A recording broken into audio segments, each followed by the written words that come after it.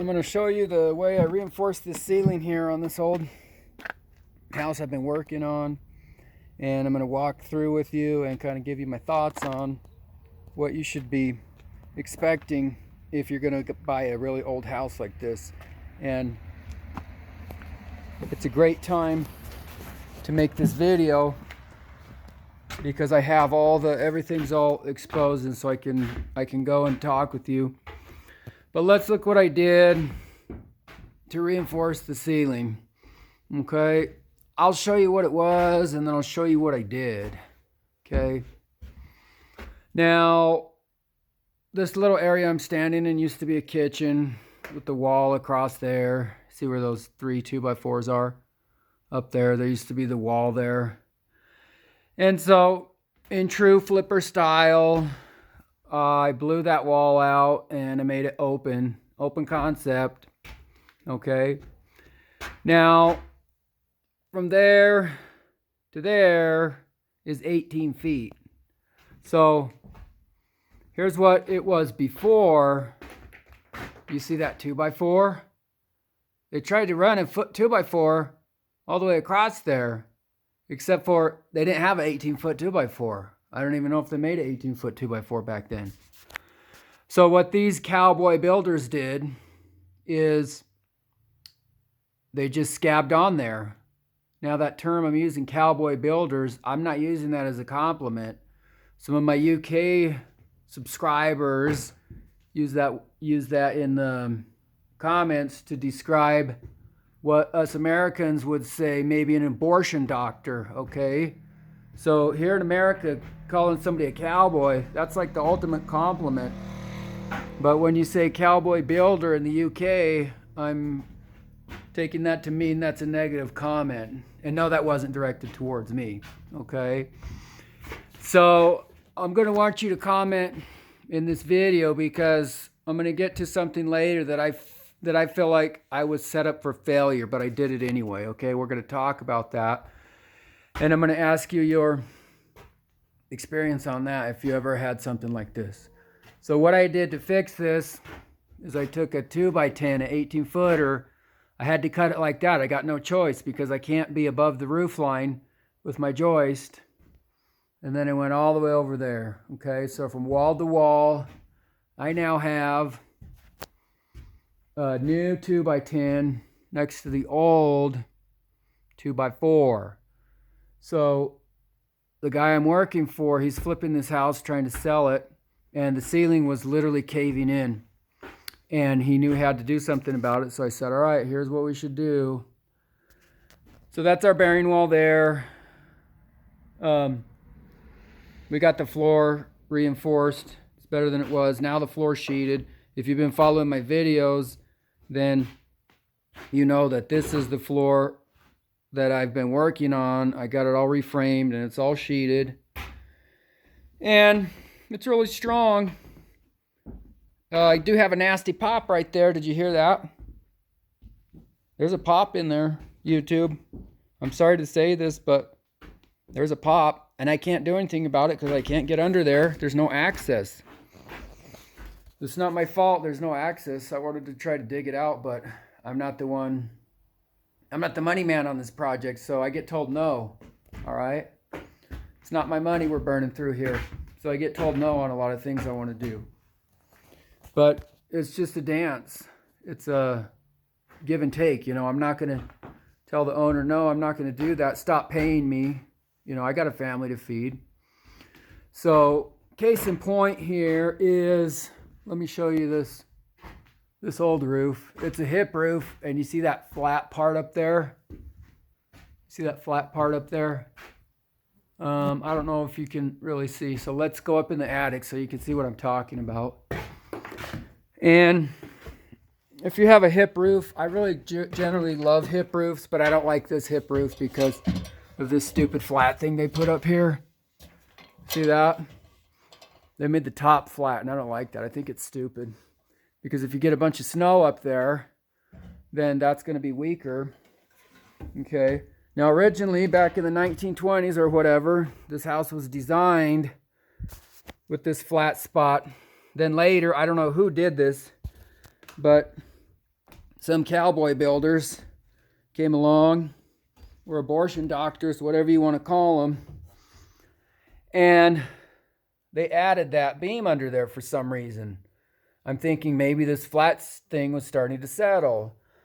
Well, so what their solution was, and what was making the ceiling sag, is you see what they did here with their post? That's bad. You can't do that. If you're in construction, you know that's bad. Why? Well, because there's no load path. They're resting this on, literally rested it on ceiling joists, okay?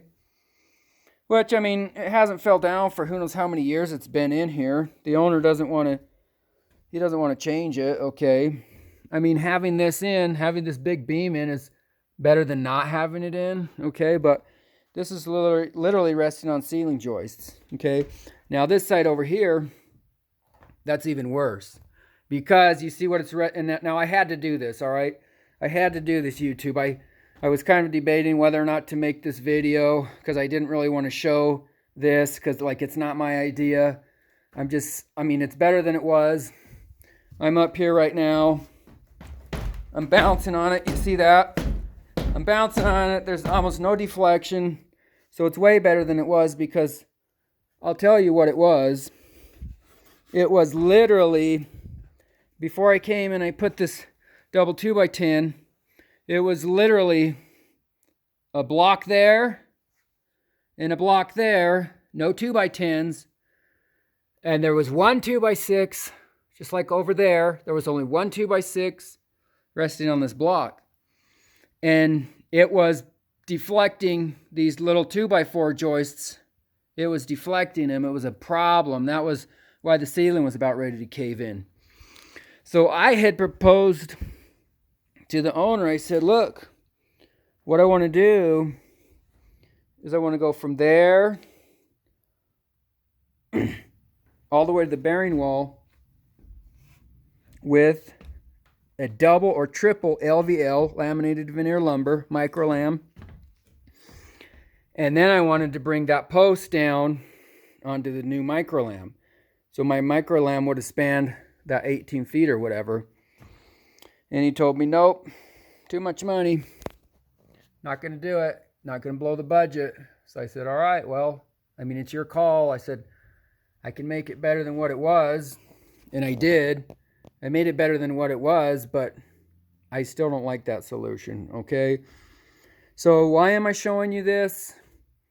Well, just realize what you're getting into if you buy a house that's been flipped or if you buy an older house, okay? And like something else that, you know, before this is even sheetrocked, I'm showing you this because look what somebody did. They went to put their chimney up and they just hacked off the rafter and said, good enough, just leave it, okay? So you're not going to see things like that with all the sheetrock on, with all the pretty paint and the pretty lights and stuff. And then even if you look at these rafters, like, they're a little bit bowed. It's not quite as bad as in roof that's more shallow, because those shallow roofs, those are what bow. And what I like to do is I like to go in and reinforce all the rafters, but I can't do that here because the owner doesn't want to do that, which is okay. This is a steep enough roof where the rafters are going to be, they're going to be okay, but still, if this was my house, that's the first thing I would have done. Okay. Now I had to go back and make a bigger attic access because the little tiny thing they had just was not adequate. I couldn't get lumber up here. So now we have a more adequate attic access. And with this remodeling thing, I mean, luckily the owner's going to rewire this because there's shorts up in this attic, electrical shorts. And if he's not going to rewire it, then he would be in a big trouble. But luckily I was able to talk him in and say, hey, this needs to be rewired, and he accepted. And he's going to have a professional electrician come out and rewire it. But that's just one thing. Like when you're remodeling, like I am in renovating, there's stuff with the electrical. It's like, I don't want to take that all apart. I just have to kind of lift the boxes up. I try not to get in the boxes and undo all the wiring, because then I'll lose the lights in the house and I won't have work lights. So what I've been doing, I just take my bar and I just pop those junction box up and just let those wires float up there. Otherwise, I would have never got those joists all the way through. And I don't want to go cutting my joists around some wires that are going to be replaced anyway. Okay. So another little thing I was going to show you is on this remodel, you know, you're buying an old house and they say, oh, it's been fixed up. Well, look at something like that. That's just absolutely stupid, you know, because when they went to fish that wire through, they didn't want to rip off the plaster. They just did the easiest thing they could. And so that wire is literally behind the sheetrock. So like if you're going to hang a picture up there and you didn't know that wire's there and you put a nail in there, it could really hurt you or it could cause a fire in your house. Okay. Now, like I said, this wiring's all going to be redone. That's going to be abandoned. But I'm just showing you things like even that one right there. See how the proper way is to put that wire right in the middle of the wood and not out here on the edge. I'll show you another place. Look at this. See that? Imagine if you were on the other side of the room and you were hanging up cabinets and that one right there, or even all that. See, like what if you were hanging up these cabinets and you're like, oh, I'll just put a screw through here to hold my cabinets up, and then you hit those wires, okay? So these old houses, I mean, until you get everything gutted and get it stripped off, you know, there's just all these little stupid secrets everywhere. And it's just, I mean, whatever. I'm not going to tell you don't buy an old house, but just realize what you're getting into. You know, keep watching my videos and I'll show you and I'll share my experience with you. Like for example, look, are you seeing in here what's in there? There's no insulation there, okay? Now supposedly at some point they had come in and blown insulation. Like if you look in these bigger cavities, you can see that there's insulation because they blew it in from the outside. They drilled holes and blew it in the outside. But these smaller cavities, they got no insulation. Okay? So, just stuff like that. Now, look at this whole wall. We redid this whole wall, okay, because there was some rot in there. We redid this whole green plate. We redid that whole green plate. And just stuff like that you don't see till you start ripping it off. So let's go over here and look at this stuff. The bathroom, you know, he got a plumber out here and he got the plumbing in.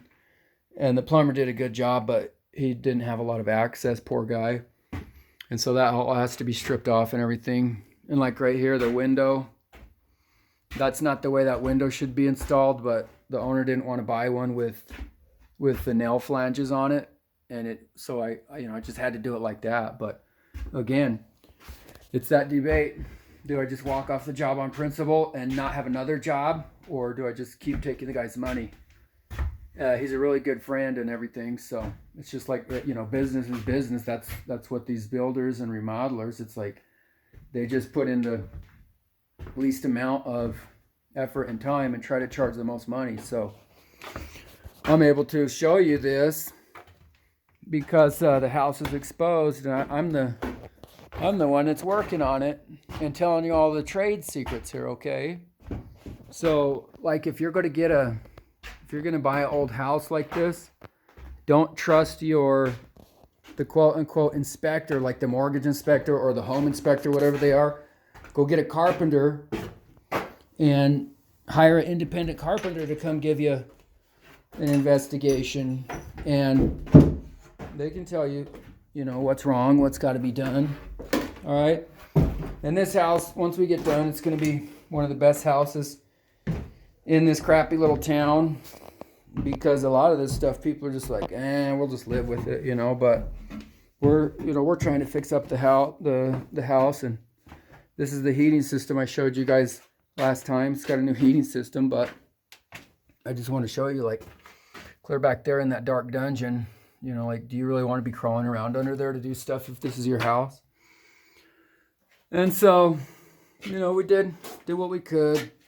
The new gas line, we got the gas line over to the furnace, and the electricals into the furnace and everything. So the furnace is ready to be blasting, but it's just got to be set up. It's ready to go here so that during the winter these pipes don't freeze, because that's one of the main problems this house had, is the pipes froze when it was unoccupied and it flooded out the basement, and so then there was settling issues. So I think as long as the basement doesn't flood anymore, then we'll be okay. So anyway, hope you like what I did with the ceiling. You know, it's sometimes you just got to do something. Sometimes something's better than nothing. And so, as one of my subscribers said, he says, if you don't do it, who's going to do it? So that's the truth. So if any of the rest of you are in the trades, or you want to get into the trades, just keep following my channel. And it's a really good field to get into. I encourage any of you young guys out there to get into the construction field. It's going to be a lucrative field here with all the shortages of people, the workers and everything. So if not for that, you know, to build your own house or to fix it up. All right, well, that's all for now. And I'll make another video for you later. Thank you for everybody subscribing and watching. Bye.